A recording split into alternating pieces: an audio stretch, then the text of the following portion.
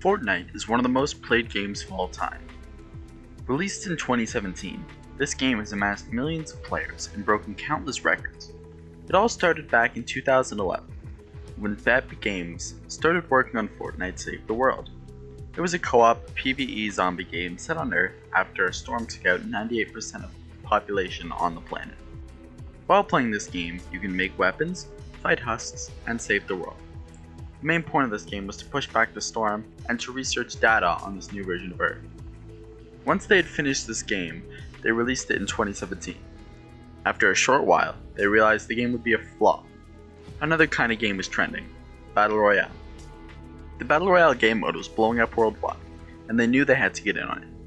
Over the course of the next few weeks, they created a game mode called Fortnite Battle Royale, and this is where our story starts.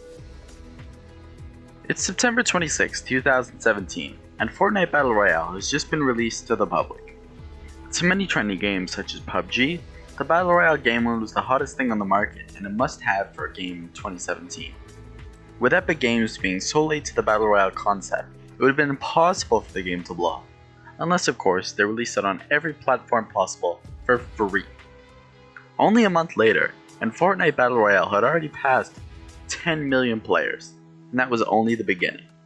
People were obsessed with the idea of an 100-player free-for-all, or the team-up game mode where it's a fight to the death. Shortly after, the item shop is released, and for $10, you could buy character customizations in the form of V-Bucks. Wearing skins of course gave you no competitive advantage, but it was definitely known to stay away from players who had made in-game purchases, as they probably had more skill. The start of what we know now as streaming was somewhat birthed from Fortnite. Streamers like Ninja and Myth were early joiners to the game, and even today are some of the best players. They innovated the building mechanics into strategies and influenced the game on multiple occasions. It wasn't until late 2017, December 14th to be exact, that the game really blew up. On this day, Season 2 was released. Season 2 brought new items, new points of interest, and new character customizations. The players started exploiting every aspect of the game, the building techniques, glitches, and more. But what really sets this season apart, not only from before, but from the other games, was the release of the Battle Pass. It was another form of rewarding players depending on how much they played the game and how many challenges they completed.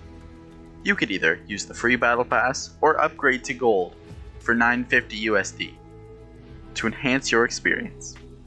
Not only is your experience enhanced, but your item locker is also broadened.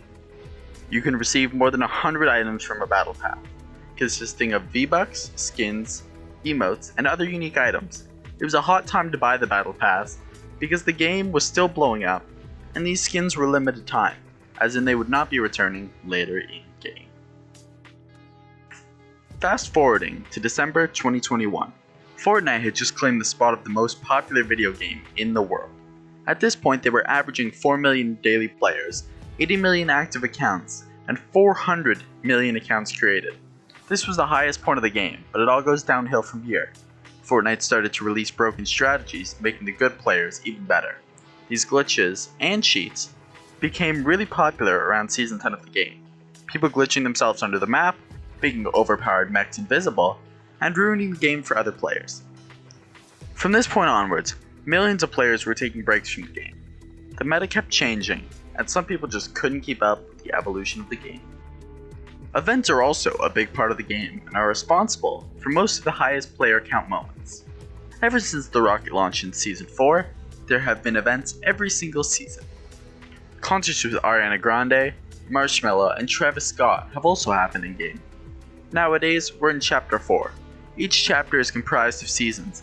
Chapter 1 started way back in 2017, where the game began. In the first few seasons, the storyline was pretty dull. It all started with a giant light in the sky. Throughout the first 3 seasons, a meteor was barely visible in the sky, teased by a few smaller rocks hitting random locations. In Season 4, the meteor hit the map and destroyed a location by the name of Dusty Depot, renaming it to Dusty Divot, and with other fragments of this meteor hitting the map, it left craters everywhere. There was an alien inside the remains of the meteor in Dusty Divot, who ended up sending a prop rocket from a movie into the sky, creating a massive rift in the sky, which leads us now to Season 5. Straight from the start of this season, we see a lot of map changes, a new desert section, and Anarchy Acres replaced by Lazy Lakes. The main changes of this season was a massive purple cube named Kevin by players. Every few hours in game, the cube would roll over in what seemed to be a random pattern, but it eventually rolled into the lake.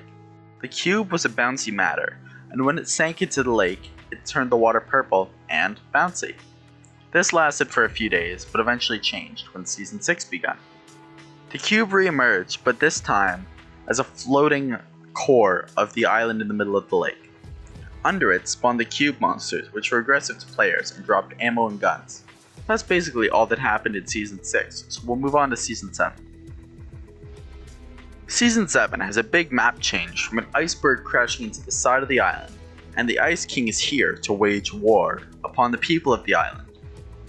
The only person that can stop him is the alien from Season 4 who goes by the name of the Visitor, who transforms into the Fire King when the Ice King evolves into his final blizzard form.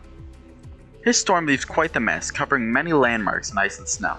The Fire King uses the last of his abilities to change the woods into a jungle volcano, leading into Season 8 of Chapter 1. There's a vault that was found under Loot Lake when all of the water was drained out. The term vault was used prior in game when a weapon or item would be removed because it was too powerful or unnecessary. This vault gave the player the chance to reinstate an item which had been previously removed, and they chose the drum gun during the event.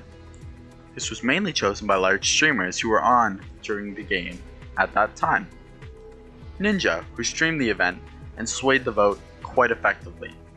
Season 9 and 10 are both pretty similar.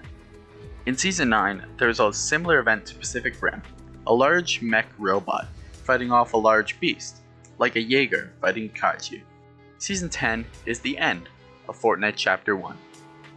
The world gets sucked into a black hole, in fact the same rift that the rocket made way back in Season 4. The screen goes black, and the game goes offline for 3 days. Nowadays, the game isn't the same, not only because of the changes made by Epic, but also because of the toxic community.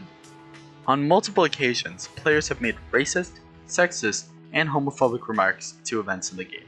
2 events in particular were targeted, the first being Rainbow Royale, an event for the LGBTQ members of the community, and many players stopped playing at that time, some even tweeting about it. The second was March Through Time, which was an event commemorating the life of Martin Luther King Jr. I myself had the chance to experience the event and I learned a lot. However, I was appalled by the actions of other players. People used an emote to throw tomatoes at the screen during the I Have a Dream speech. What could have been a great learning experience for young players ended up being treated like a joke. All in all, Fortnite has come a long way from its humble beginnings, but I think it's far from over. As thousands of people join this game every day, it gets more and more popular. I'd personally consider this game a must-try and worth a little bit of your time. I hope you've learned a little something or two about the game, and maybe you'd be interested in trying it out yourself. Fortnite Battle Royale.